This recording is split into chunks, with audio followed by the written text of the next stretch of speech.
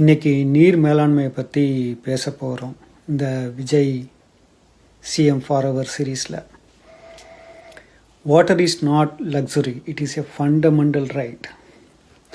No citizen should worry about water. No family should spend time on collecting water. Our mantra should be water for every home. Water for every home. That should be Tamil Nadu Mantra. என்ன பண்ணணும்? நீர்நிலைகளே தூர்வாரணும். ஏரிகள், குளங்கள், குட்டைகள், ஆறுகள் எல்லாத்தையும் சுத்தப்படுத்தணும். குப்பைகள் எல்லாம் அகற்றிட்டு park மாதிரி ஒரு ஏரியா பில்ட் பண்ணணும். அந்த ஏரியாவில் பண்ணிவிட்டு புதிய நீர்த்தேக்கங்களை உருவாக்கணும். புதிய ஏரிகளை, குளங்களை, ஆறுகள் உருவாக்க முடியாது, புதிய ஏரிகள், குளங்கள் உருவாக்கணும்.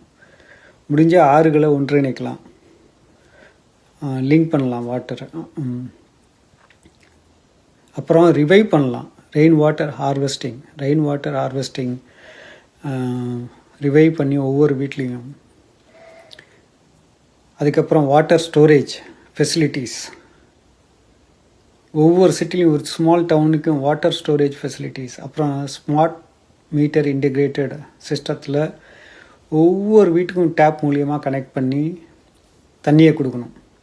டேப்பை திறந்தால் தண்ணி வரணும். யாருமே குடத்தை தூக்கிக்கிட்டு இந்த வெயிலில் மக்கள் தண்ணியில் அரிக்காமல் வெயிட் பண்ணிக்கிட்டு, இந்த டைமில் தான் தண்ணி வரணும் வெயிட் பண்ணிக்கிட்டு இருக்கவே கூடாது.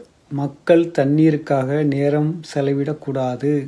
அதை பற்றி திங்க் பண்ணவே கூடாது. டேப்பை திறந்தால் தண்ணி வரணும். நல்லா சுத்தமான சுகாதாரமான நீர் கிடைக்க வேண்டும் எல்லோருக்கும். நீர், that should be the Mantra. Vijay இதை கண்டிப்பாக செய்வார்னு நினைக்கிறேன். இதை பண்ண ஃபார் அவர் சிஎம்.